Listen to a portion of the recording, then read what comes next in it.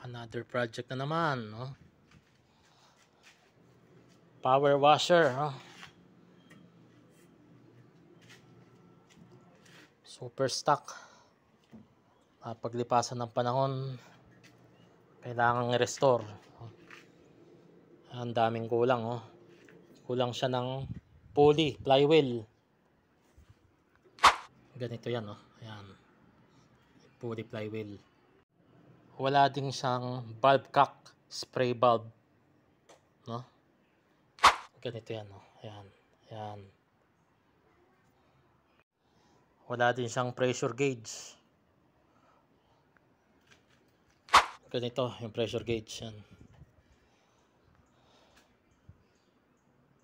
Wala ring suction metal. Oh. Ito yan, oh. Ganito yan. Suction metal yan. Tapos siyempre wala siyang mga accessories, mga hose. Yung return hose, yung suction hose, saka yung outlet hose. Ito yan, no. Ito yung return hose. Ito yung suction hose. Ito yung auto hose, outlet hose. Bumubuga yan dito sa nozzle. Yan.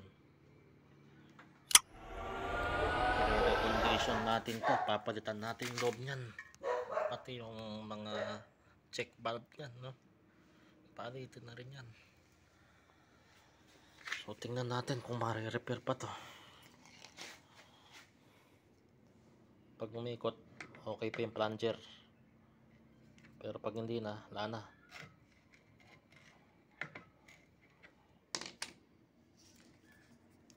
Check natin.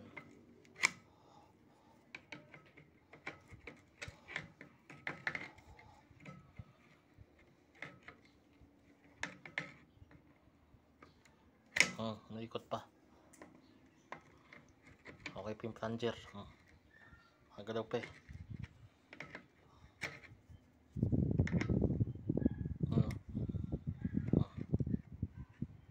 Magalaw pa. Check naman natin to. Check natin kung ma-under pa to.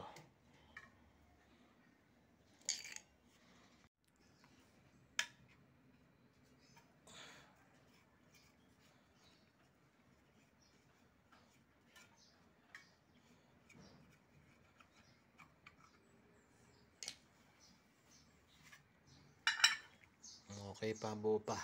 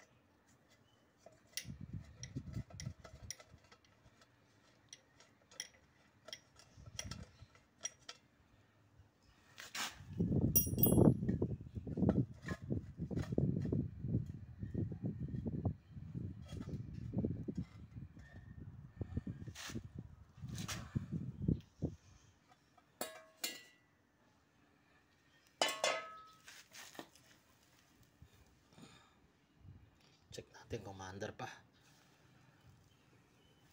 Ito yung wire. Naka-connect. Connection ng capacitor.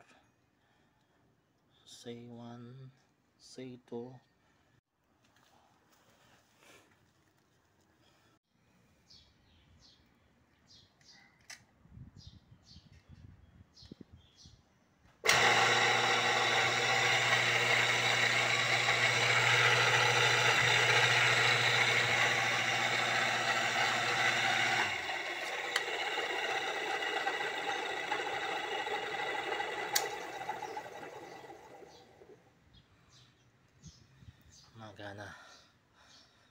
may pag-asa magana itong motor.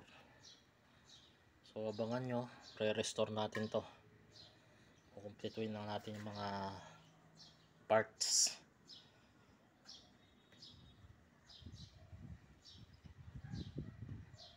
Re-restore natin, abangan nyo yung video.